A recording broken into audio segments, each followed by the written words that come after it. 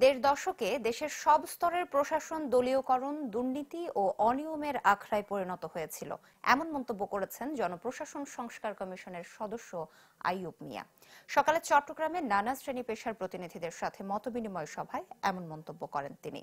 সভায় প্রশাসনে দলীয়করণ সহ নানা অনিয়ম আর অব্যবস্থাপনার চিত্র তুলে ধরে দলীয় প্রভাবমুক্ত, জনবান্ধব ও বিকেন্দ্রীকৃত প্রশাসন নিশ্চিতে দাবি জানান বিশিষ্টজনেরা।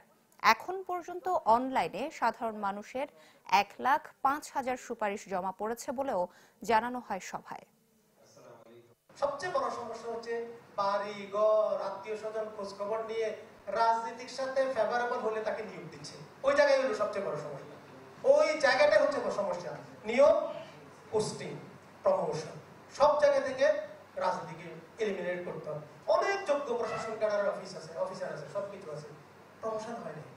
সেই জায়গাটাতে আমার একটা বড় কারেকশনের বিষয় যেটা হচ্ছে গোপনীয় প্রতিবেদন।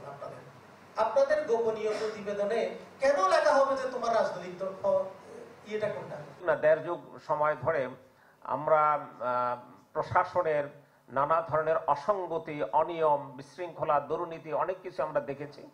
সেগুলো থেকে বেরিয়ে এসে ঐক্যবদ্ধভাবে জাতীয় ঐক্যমতের ভিত্তিতে আমার জনপ্রশাসনকে একটা সুন্দর কাঠামোর উপরে দাঁড় করানো আমাদের সবার নৈতিক দায়িত্ব হয়ে গেছে। বছর শেষের খুশি নগদে হবে বেশি। নগদ পেমেন্টে নির্দিষ্ট ক্যাটাগরির কেনাকাটায় 300 টাকা পর্যন্ত ক্যাশব্যাক।